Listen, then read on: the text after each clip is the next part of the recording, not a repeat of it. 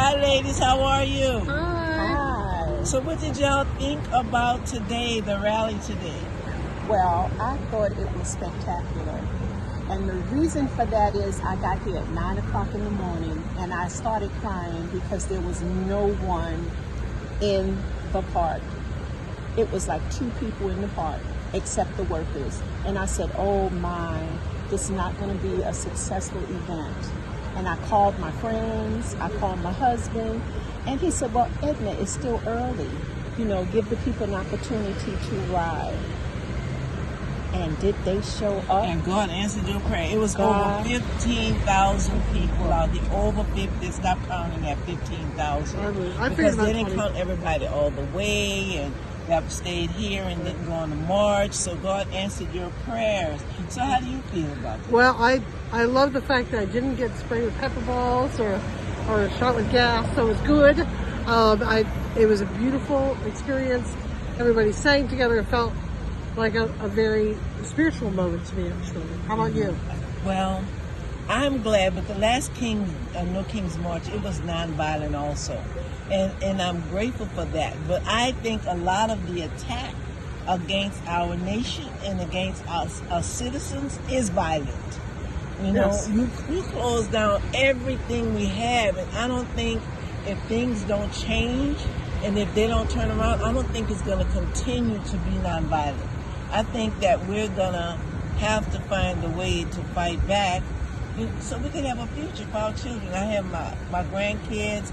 I want them to know in America that they can grow up in and have their desires and finish college, and my grandchildren and your grandchildren can all be friends together. You know, like y'all met on a corner and became friends from the rally. We met in the rally. And she was going to take me home. Wasn't that amazing? Yes. That's how God works. And that's how Good America spirit. works. That's how we want it to work. Yes. And right now, it's not working that way. No. And it's very sad because we now have the country is shut down. So many people are out of work. They can't pay their mortgages. They can't pay their children's school tuition. So it has to come to an end. And I really hope that it doesn't end in violence. Because, you know, that was one of the things Dr. King taught us. But I know that was then. I don't know if that's going to work now. It's already violent. Ma'am, look, we're saying, and I think we're a little short. Because we're saying we're trying to say Medicaid. Bull, Medicaid is already gone. I'm a nurse. And my assignment now might be 32 patients. How in the world can you take care of 32? So that's already demolishing. You know, people are without jobs. When you don't have medical care, you're sick, you can't go to work.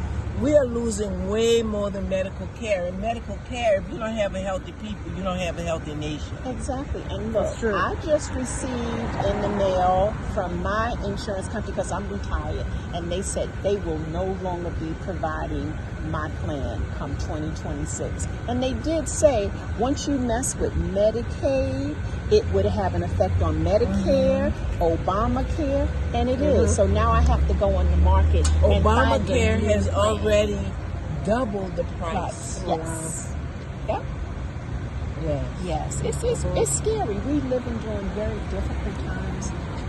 But we got to keep the faith. I believe I don't know that violence is ever the answer, but I feel like if we can at least, we may have to, as a people, as a united people, march on Washington together.